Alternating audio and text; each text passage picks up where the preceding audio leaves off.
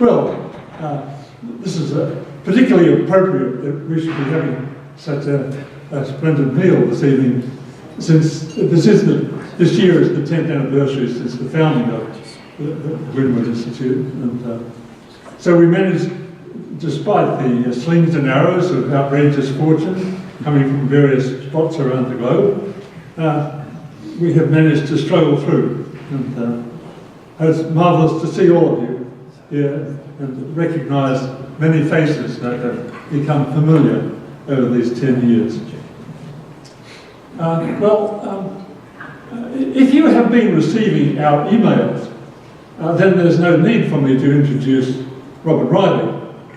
But in the case that you haven't been receiving our emails and then have been living in the outer darkness, then it might not hurt to have to know a couple of things, of the remarkable things that he has succeeded in doing.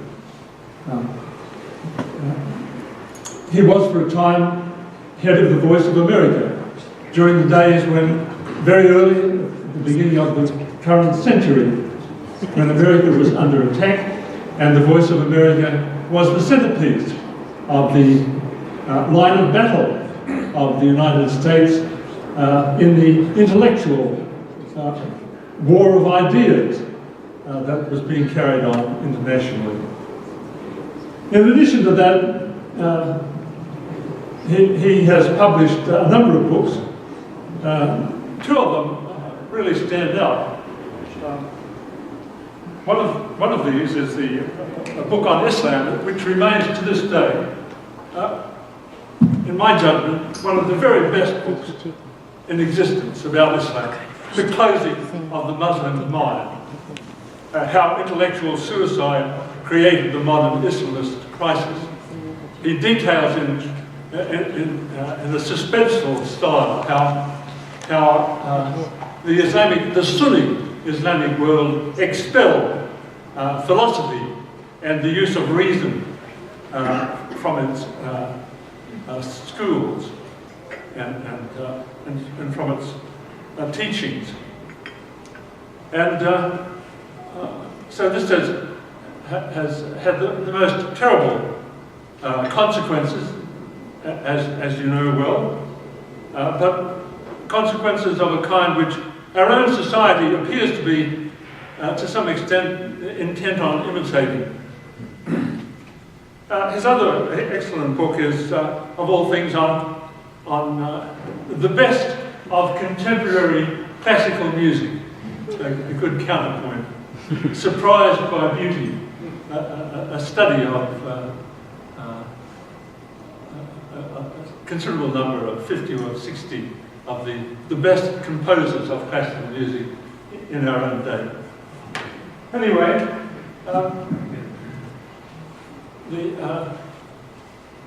I think we'll leave it at that point, unless his topic tonight, as you know, is America and the Middle East. So please give Bob a warm.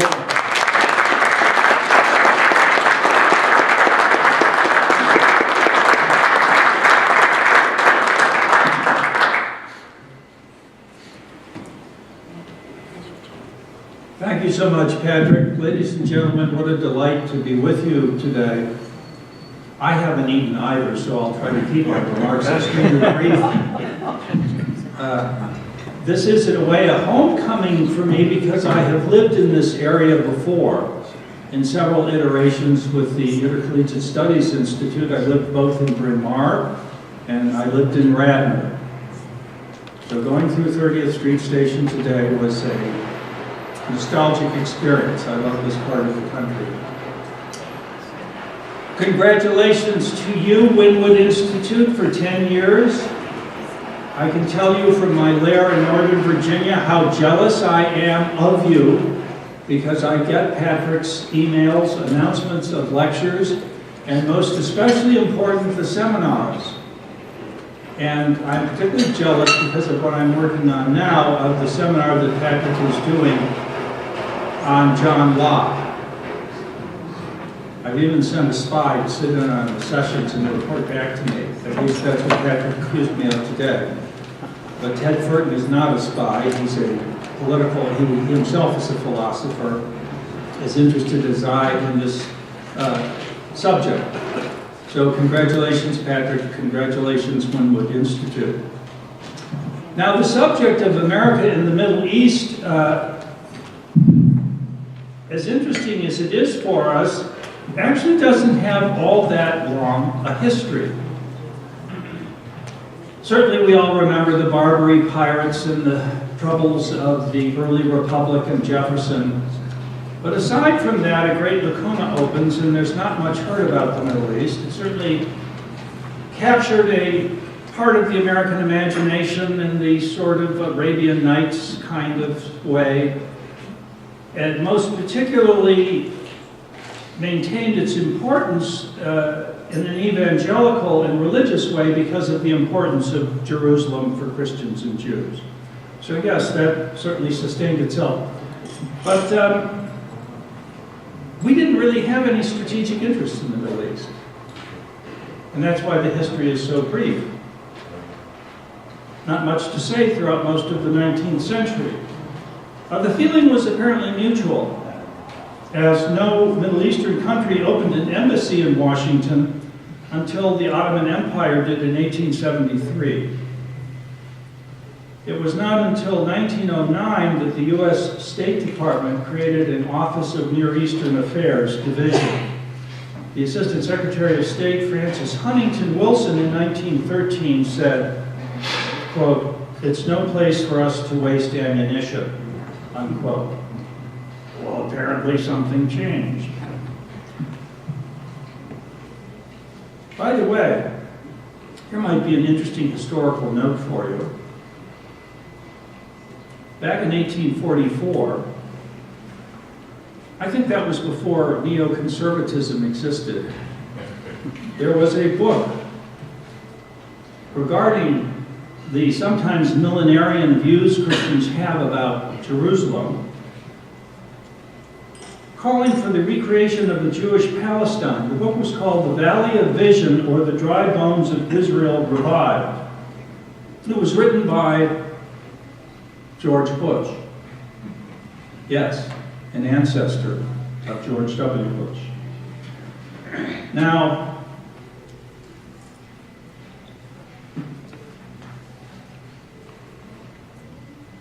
our stance toward the Middle East comported with our general orientation as a republic. It was anti-imperialist. We had the view about the Arabs, as we do about most people, that should the boot of imperialism be lifted off their shoulders, they would naturally assume the blessings of liberty and self-government. What was preventing the exercise of that self-government? Well, it appeared it was the Ottoman Empire, which had ruled the Middle East for several centuries. This, to a certain extent, was shared by some Brits as well, though as World War I broke out, the Sultan in Istanbul was made an offer by the British Empire: stay out of World War I, and we will guarantee the integrity of the Ottoman Empire. The foolish Sultan refused that generous offer. He had been courted by the Germans for some period of time. They entered the war, as a consequence of which, of course, the sick man of Europe, the Ottoman Empire, collapsed and was defeated, and then carved up in various mandates. The French mandate, the British mandate to rule parts of Syria, Palestine, Iraq, etc. So now the story changed a bit.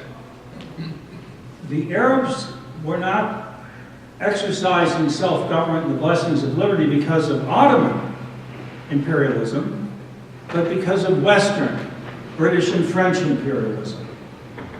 And were only the boot lifted from off the backs of the Arabs, they would assume these blessings. And so it was that the United States consistently held an anti-imperial policy toward the Middle East, urging the British and French to abandon their mandates and pressuring them to do so. I'm sure you have probably heard this lament. Once the United States was so popular in the Middle East, and now we're universally hated. How did we lose the affection of the Arab peoples? Well, here's one explanation. When they were the victims of Western imperialism, we opposed that imperialism. And graphically so during the 1956 Suez Crisis, when the Brits went into Suez to take it from Nasser, and Eisenhower told them to get out, which without the support of the United States they had to do. And so we expected, without the imperial forces of France and Great Britain there, exhausted as they were, by the way, after World War II. They didn't have the resources to continue to stay, so they withdrew. But once again, it didn't seem as if the Arab peoples were taking advantage of this opportunity for self-government and liberty. It turns out, we discovered, that the problems in that area actually aren't a result of imperialism, but they're indigenous. Except now they were our problems. How did that problem manifest itself so clearly? Well, obviously one way was in that dirty word oil. As oil was becoming increasingly essential to the operation of the industrial world, the source of that oil had to be secured so that forces hostile to the United States and the industrialized world did not get control of it. I said that once, you know, on an Arab television show. And my Arab interlocutors turned to me and said, "Ha! So the conspiracy's true. It really is all about oil." And I turned to them and said, "How could anything that obvious be a conspiracy?" And it's nothing we ought to be ashamed of. We all need oxygen to breathe. Now, if we relied on an external source for our oxygen supply, an oxygen tank, for instance, who owned and controlled that oxygen tank, and the little meter that turned the oxygen on and off would be essential to our security in life. In fact, whoever controlled it could basically control us and tell us how to live. Since oil is the oxygen of the industrial world, we have a similar situation as the Middle East developed into the primary supplier of that oil. Since we had pressured Great Britain out of the Middle East, it was no longer there to secure that oil. So once again, that task fell to the United States. And it became the bipartisan, consistent policy of America, announced from President Truman on, that we would not tolerate a hostile foreign power attempting to take control of those oil supplies which were so strategic to the United States and our allies. You may recall when the Soviet Union made its lunge into Afghanistan in 1979, it was seen by some as a move toward the Middle East because now Soviet forces were on the border of Iran. So President Jimmy Carter, not known for a particularly strong foreign policy, reiterated it by saying, should a foreign power attempt